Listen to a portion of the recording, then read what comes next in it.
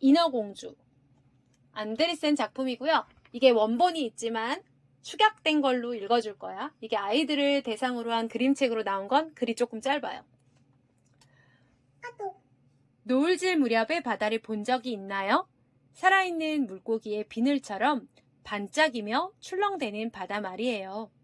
그곳은 가을 하늘처럼 파랗고 수정처럼 맑답니다. 푸르게 빛나는 그 깊고 깊은 바닷속에는 무엇이 있을까요? 신기한 바다 풀들이 물결을 따라 살랑살랑 춤추고 그 사이로 크고 작은 물고기들이 숨바꼭질을 하죠. 배가 닻을 내릴 수 없을 만큼 깊고 깊은 바닷속, 그 속엔 인어들이 살고 있어요. 인어나라 안에서도 가장 아름다운 곳은 뭐니뭐니 해도 바다왕이 사는 궁전이에요. 궁전 주위로는 왕의 12공주가 가꾼 꽃밭이 있어요. 불가사리 모양, 열대어 모양, 소라 모양은 물론이고 막내 인어공주가 만든 태양처럼 둥근 꽃밭도 있답니다. 왕은 12공주 중에서도 막내를 가장 귀여워했어요. 막내 공주는 바다처럼 파란 눈과 아름다운 목소리를 가진 예쁜 소녀였죠. 막내 공주는 다른 인어와는 달리 사람들이 사는 세상을 항상 궁금해했어요. 그래서 늘 할머니에게 보채곤 했죠. 할머니, 사람들 세상에 가보고 싶어요. 그러면 할머니는 이렇게 달래셨어요. 조금만 기다리렴. 15살이 되면 바다 위로 올라갈 수 있단다. 15살이 된 큰 언니가 동생들의 부러움을 받으며 바다 위로 올라갔어요. 큰 언니는 도시의 불빛을 보았다고 했어요.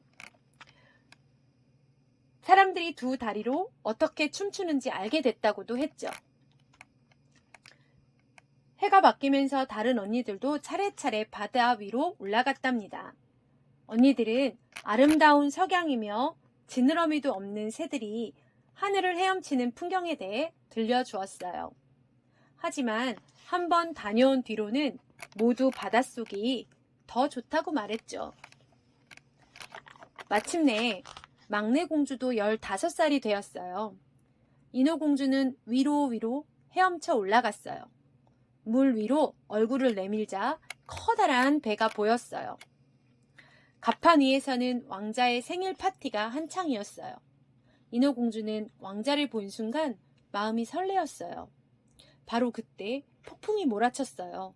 변덕이 심한 파도가 높아지더니 눈 깜짝할 사이에 배 안으로 바닷물이 들이치고 왕자가 배에서 떨어졌어요. 인어공주는 캄캄한 어둠과 사나운 파도 속에서 왕자를 구하려고 애를 썼어요. 아침이 되어서야 인어공주는 겨우 왕자를 모래사장으로 끌어올렸어요. 그러고는 왕자의 이마에 살짝 입을 맞췄죠. 바로 그 순간 왕자가 눈을 떴어요. 그때 저쪽에서 아가씨들이 바닷가로 내려오는 게 보였어요. 인어공주는 얼른 바위 뒤로 숨었어요. 아가씨들이 점점 가까이 다가오자 인어공주는 소리 없이 물속으로 몸을 숨겼죠. 인어공주는 늘 왕자만 생각했어요. 어떻게 하면 왕자님을 만날 수 있을까? 말수도 적어지고 몸도 여유였죠. 왕은 그런 막내를 위해 파티를 열었어요. 무도회는 무척 화려했어요. 하지만 인어공주는 조금도 재미있지 않았죠. 인어공주는 무도회장을 몰래 빠져나왔어요. 왕자님의 성에서는 어떤 파티가 열릴까? 맞아, 마녀는 방법을 알지도 몰라. 인어공주는 풀 한 폭이 자라지 않는 마녀의 땅으로 향했어요. 어두컴컴한 나무숲 사이를 지날 때는 많이 무서웠지만 그럴수록 더 빨리 헤엄쳤답니다. 이 물약을 마셔라. 꼬리가 갈라지며 예쁜 다리가 될 게야. 하지만 살이 찢기는 것처럼 아프지. 그래도 할 테냐? 마녀의 물음에 인어공주는 고개를 끄덕였죠. 좋아. 대신 너의 목소리를 나한테 주어야 해. 목소리를 가져가면 제게 무엇이 남겠어요? 걱정할 것 없다. 너에게는 두 다리와 예쁜 얼굴이 있잖니? 인어공주가 고개를 끄덕이자 마녀는 목소리를 가져갔어요. 인어공주가 떠나려는데 마녀가 말했어요. 만일 왕자가 다른 여자와 결혼하면 그날 새벽 넌 물거품이 되고 말 거야. 명심해라. 무트로 헤엄쳐 올라온 인어공주는 왕자의 궁전이 보이는 해변에서 물약을 마셨어요. 그러자 날카로운 칼로 찌르는 듯한 고통이 몰려왔죠. 인어공주는 정신을 잃고 쓰러졌어요. 마침 산책 나왔던 왕자가 인어공주를 발견했어요. 왕자는 인어공주를 안아 궁전으로 데려갔답니다. 시녀들이 인어공주에게 드레스를 입혔어요. 모두들 인어공주의 아름다움에 넋을 잃고 말았죠.